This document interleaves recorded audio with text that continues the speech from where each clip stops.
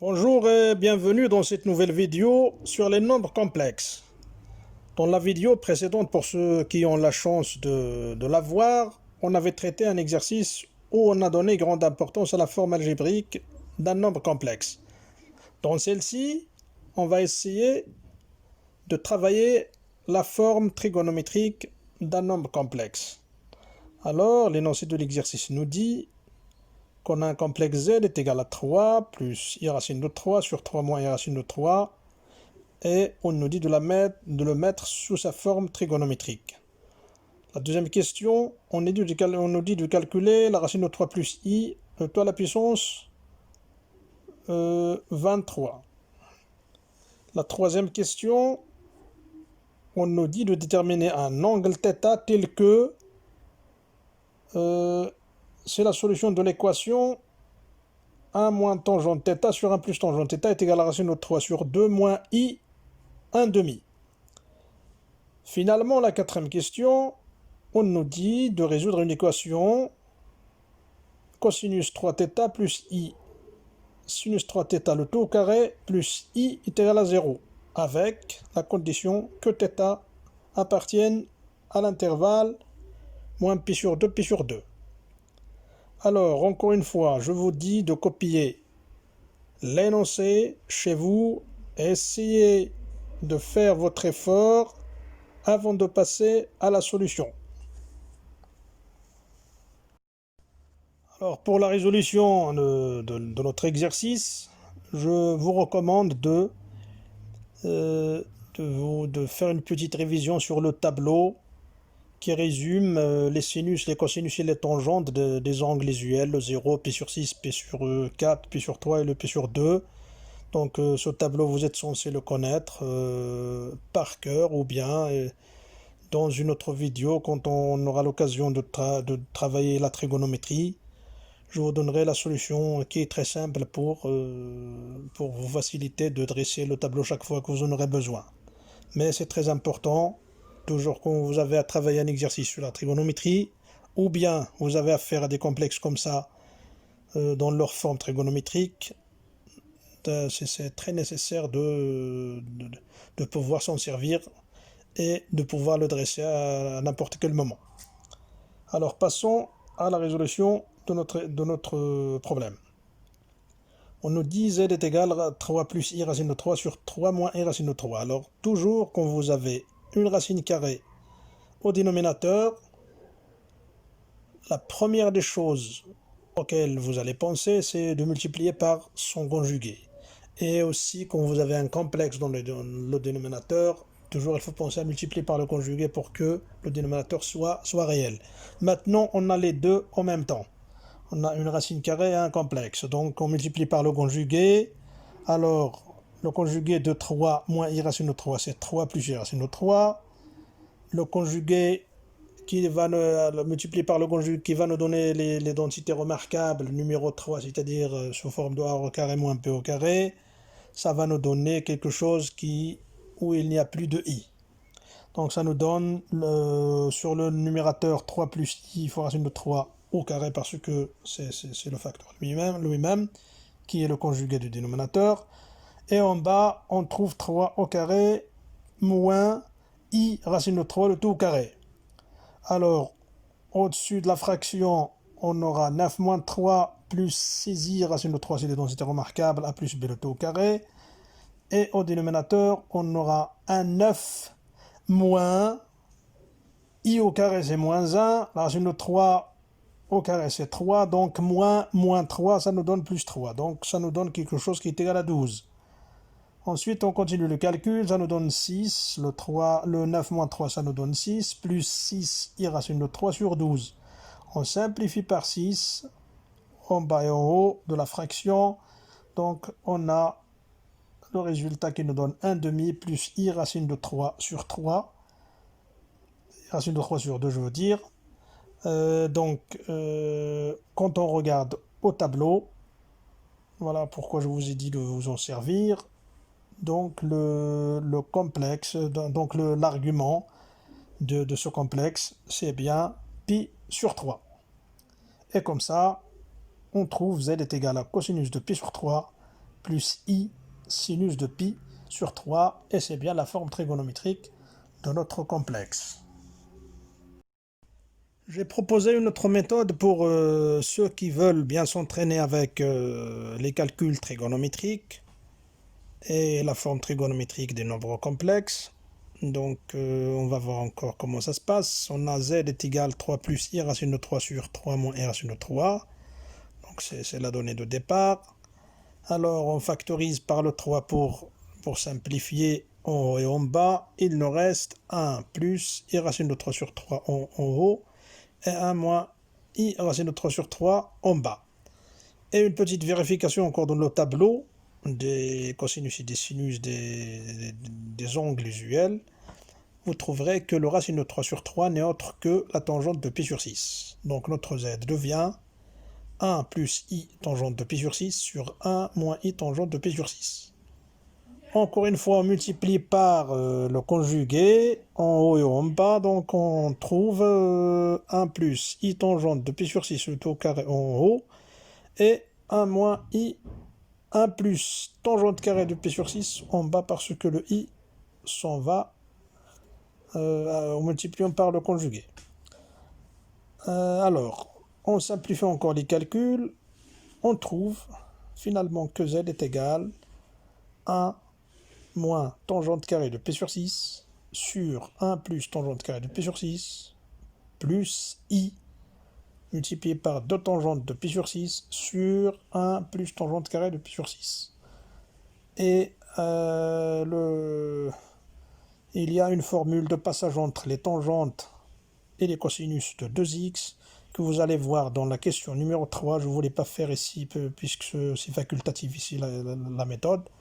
Mais dans la question numéro 3, c'est bien détaillé le passage de cosinus de 2x et le sinus de 2x en formule en fonction des tangentes, de x. Donc je vous conseille de la voir, ce sont des formes dont vous aurez besoin. Et c'est très bien quand on sait, quand on comprend quelque chose, c'est mieux que de l'apprendre. Ça c'est toujours mon conseil. Ce que vous comprenez, ça serait éternel. Ce que vous appreniez, ne vous basez jamais sur votre mémoire. La question numéro 2 nous dit de calculer la racine de 3 plus i, le tout à la puissance 23. Alors avant de commencer, je vous conseille encore, je vous rappelle que lorsque vous avez affaire à des complexes, à des puissances de nombres complexes, il faut penser à leur forme trigonométrique. Donc ça facilite la tâche plus que la forme algébrique par exemple. On a la racine de 3 plus i, déjà, est égal à 2, facteur de racine de 3 sur 2, plus 1 demi fois i. Et donc on multiplie par 2 et on divise par 2, donc c'est pareil, c'est la même chose. Le racine de 3 sur 2 et le 1 demi, vous allez encore remarquer dans votre tableau de cosinus et de sinus que ce ne sont autres que les cosinus et les sinus de pi sur 6. Donc le racine de 3 plus i à la puissance 23 devient 2 à la puissance 23 fois cosinus de pi sur 6 plus i sinus de pi sur 6, le tout à la puissance 23.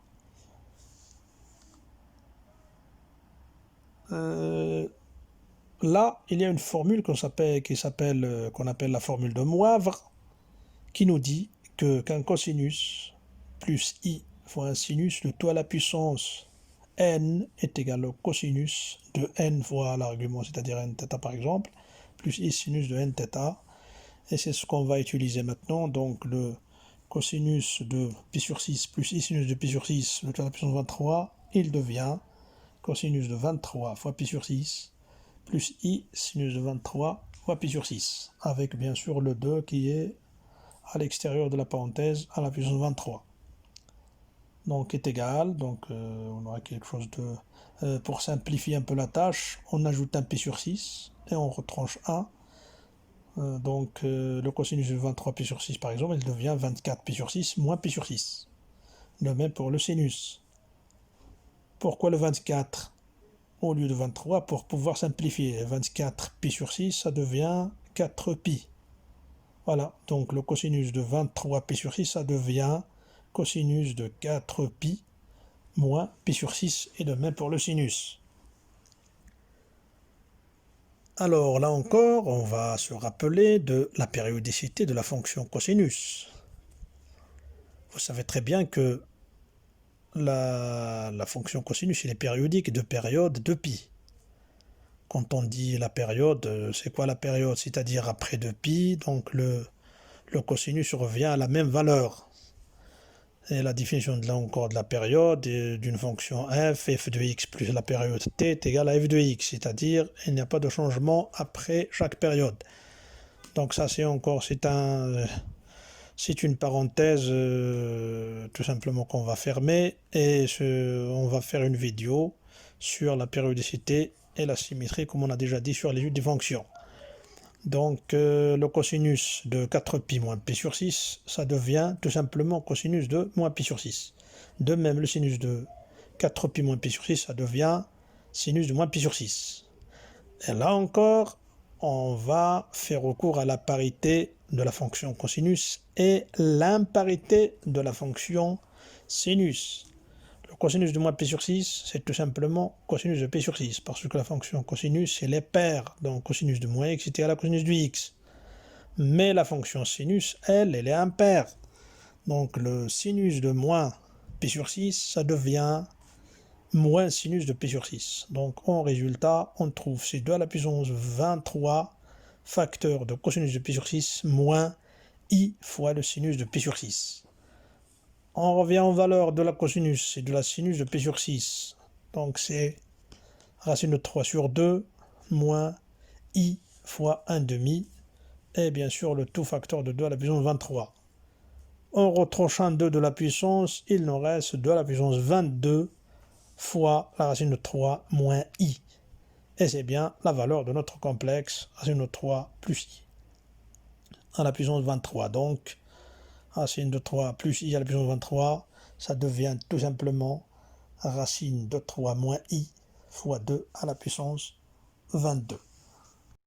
Dans la question numéro 3, on nous dit de résoudre l'équation E telle que 1 moins i tangente θ sur 1 plus i tangente θ est égal à racine de 3 sur 2 moins i fois 1 demi ou bien moins i sur 2. Très bien. Pour résoudre une équation, on doit déjà voir les conditions de son existence. C'est-à-dire, on doit voir les conditions qui sont nécessaires pour que l'équation E ait un sens déjà. Donc, quelles sont les conditions alors que doit accomplir le θ pour que E ait un sens? Alors, la première des choses, le tangent θ, le θ, il doit être différent de pi sur 2. Parce que tangente de pi sur 2 n'existe pas. Donc, θ, il doit être un angle qui est différent de pi sur 2. Et quand on dit pi sur 2, c'est-à-dire c'est pi sur 2 plus kpi, parce que avec chaque pi, avec chaque tour de pi, plus pi sur 2, on revient à un cosinus qui est nul, donc toujours même problème sur la tangente. Donc le θ doit être différent de pi sur 2 plus k, pi avec le k appartenant à z. Une autre condition, mais là c'est pas, ça va se résoudre à elle-même, c'est que le tangent θ, il doit être différent de 0, parce que si c'est le cas, alors le E devient 1 est égal à racine de 3 sur 2 moins i sur 2. Donc c'est impossible aussi, parce que 1 réel ne peut jamais être égal à un complexe qui a ces deux parties, la partie imaginaire et la partie réelle. Donc c'est aussi impossible. Mais ça, ce n'est pas une condition d'existence. Si jamais on va trouver dans la racine que il peut être nul, on doit l'exclure aussi. Mais pour le pi sur 2, déjà, si θ est égal à pi sur 2, on ne peut pas travailler. Donc ça c'est un peu différent, mais quand même, ce sont des conditions qui sont indispensables les deux. Donc, passons au calcul.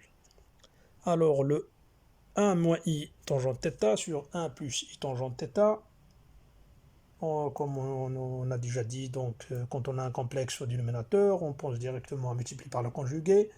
Alors on multiplie, on calcule et on trouve que c'est 1 moins tangente carrée de θ sur 1 plus tangente carrée de θ plus I fois 2 tangentes I fois 2 tangentes θ sur 1 plus tangente carrée θ. C'est une formule qui est analogue à celle qu'on a trouvée dans la deuxième méthode qu'on a proposée dans la question numéro 1. C'est pourquoi je vous ai dit d'attendre la question numéro 3. On va expliquer maintenant pourquoi ça c'est égal à cosinus de 2θ plus I sinus de 2θ. Alors, attachez vos ceintures. Cosinus de 2x est égal, par définition, à cosinus carré de x moins sinus carré de x. Et le sinus de 2x est égal à 2 cosinus de x, sinus de x. Ben, eh bien, ces deux formules viennent de la formule du cosinus de a plus b et du sinus de a plus b, parce que le cosinus de a plus b est égal au cosinus de a, cosinus de b, moins le sinus de a, sinus de b. Et le sinus de a plus b, c'est sinus de a, cosinus de b, plus cosinus de a, sinus de b. Je veux dire sinus de a, cosinus de b. Très bien. Donc ce sont des formules, si on arrive à les comprendre ou bien à pouvoir les faire soi-même, c'est très bien, sinon on doit les apprendre par cœur. Alors, le cosinus de 2x est égal à cosinus carré moins sinus carré de x. On multiplie par le cosinus carré, on divise par le cosinus carré. Donc cosinus carré de x fois cosinus de 2x sur cos carré de x, c'est quoi? C'est le cosinus carré moins sinus carré, le tout sur le cosinus carré fois le cosinus carré. Donc on n'a rien fait. Le cosinus carré moins sinus carré sur le cosinus carré, ça nous donne quoi? Ça nous donne le cosinus carré sur le cosinus carré qui est égal à 1, le sinus carré sur le cosinus carré qui nous donne tangente carré. Donc le cosinus de 2θ, on peut l'écrire sous la forme de 1 moins tangente carré x fois le cosinus carré de x. Alors faites pause, allez doucement et essayez de comprendre. C'est bien détaillé, mais chacun a sa façon et son taux de compréhension. Et encore, on a aussi la formule usuelle que vous devez connaître aussi, c'est le cosinus carré de x d'un x plus sinus carré est égal à 1. Donc, qu'est-ce qu'on fait là aussi? Alors, on divise par le cosinus carré et on multiplie par le cosinus carré sans que l'égalité change. On trouve que le cosinus carré de x est égal à 1 sur 1 plus tangente carré. Alors, ça c'est l'équation 2 et l'autre c'est l'équation 1. Il suffit de rassembler les deux équations pour trouver que le cosinus de 2x est égal à 1 moins tangente carré de x fois le 1 sur 1 plus tangente carré de x, qui est égal bien 1 moins tangente carré de x sur 1 plus tangente carré de x. Alors pour que ne pas perdre beaucoup de temps, vous allez voir ce qu'on a fait pour le sinus de 2x devant vous, donc c'est bien détaillé puisque maintenant vous avez l'intention de bien comprendre comment ça se passe, et on aboutit à ce que, donc au résultat qu'on avait trouvé, donc E devient 1 moins I tangente θ sur 1 plus I tangente θ est égal à cosinus de 2θ moins I sinus de 2θ. Et puisque les données de départ, la donnée de départ était 1 moins I tangente θ sur 1 I plus tangente θ est égal à sinus 3 sur 2 moins I sur 2, donc cela veut dire que notre résultat final c'est cosinus de 2θ moins I sinus de 2θ est égal à sinus 3 sur 2 moins I fois 1 demi ou bien I sur 2. Et voilà, on va encore remarquer que le racine de 3 sur 2 et le 1 demi, c'est bien le cosinus de, le cosinus et le sinus de P sur 6. Et comme ça, on va passer à l'étape suivante. Là encore, c'est le racine de 3 sur 2, c'est quoi? C'est le cosinus de P sur 6, comme on a déjà vu. Le 1 demi, c'est le sinus de P sur 6, donc tout simplement c'est ce qui veut dire que le 2θ est égal à Pi sur 6 plus 2K'P puisque on a déjà utilisé 1K pour le P sur 2, Donc, on met que θ est égal à pi sur 6 plus de k prime p, ce qui implique que, en division par le 2, ce qui est équivalent à dire que θ est égal à pi sur 12 plus k prime p avec le k prime aussi appartenant à z. On revient maintenant à la condition de départ, c'est-à-dire le θ qui doit être différent de pi sur 2 plus kpi avec le k appartenant à z.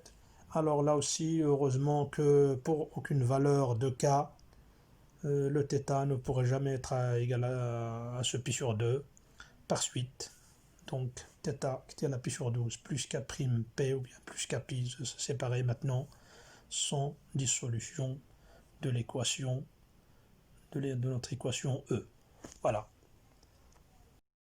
Finalement, dans la question numéro 4, on nous dit encore de résoudre une équation qui est maintenant f et qui dit cosinus de 3θ plus i sinus de 3θ, le tout au carré, plus i est égal à 0. Et on nous donne encore la condition que θ doit appartenir à l'intervalle moins pi sur 2, pi sur 2. Alors revenons à la formule de Moivre dont on a déjà parlé, qui dit que le cosinus de θ plus i sinus de θ à la puissance n, c'est cosinus de nθ plus i sinus de nθ. Alors notre équation f devient le cosinus de θ plus i sin de 3θ plus i sinus de 3θ au carré plus i égal à 0, équivalent à dire que cosinus de 2 fois 3θ, c'est-à-dire 6θ, plus i sinus de 6θ est égal à moins i.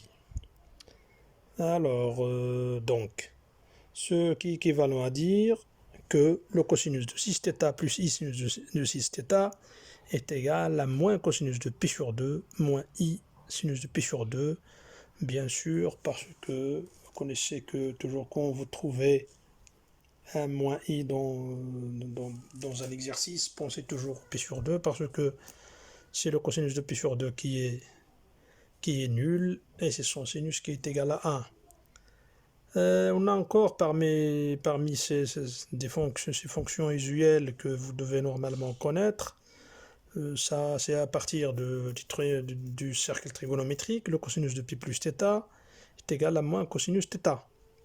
Et le sinus de pi plus θ est égal à moins sinus de θ. Donc notre formule devient moins cosinus de pi sur 2 moins i sinus de pi sur 2, c'est tout simplement cosinus de pi sur 2, pi plus pi sur 2, plus i sinus de pi plus pi sur 2. Ou encore le cosinus de 6θ plus i sinus de 6θ est égal à cosinus de pi plus pi sur 2, c'est 3 pi sur 2, donc c'est cosinus de 3 pi sur 2 plus i sinus de 3 pi sur 2. Ce qui veut dire que 6θ est égal à 3 pi sur 2 plus la période de la fonction cosinus et de sinus qui est de kpi, donc c'est 3 pi sur 2 plus de kpi, ou encore on divise par le 6, alors donc le θ devient 3 sur 6, c'est 3 sur 2 avec le 2 qui existe déjà, donc c'est un pi sur 4, c'est un pi sur 4 plus 4 pi sur 3 avec le k appartenant à z. Et la condition de départ qui nous dit que θ doit appartenir à moins pi sur 2, pi sur 2, et là encore il restreint les résultats jusqu'à ce qu'il ne reste que 3 valeurs de θ, à savoir pour le k est égal à moins 2, moins 1 et 0, que vous voyez devant vous. Donc le θ ne peut être que égal qu'à moins 5 pi sur 12 avec le k est égal à moins 2, le moins pi sur 12 avec k est égal à moins 1, et le θ est égal à moins 5 pi sur 3 avec le k est égal à 0. Donc attention aux équations de la trigonométrie et des complexes, il faut toujours voir les conditions de départ, il faut faire attention à l'ensemble où on travaille. Alors c'est fini, et bon courage tout le monde, et bonne chance et à bientôt.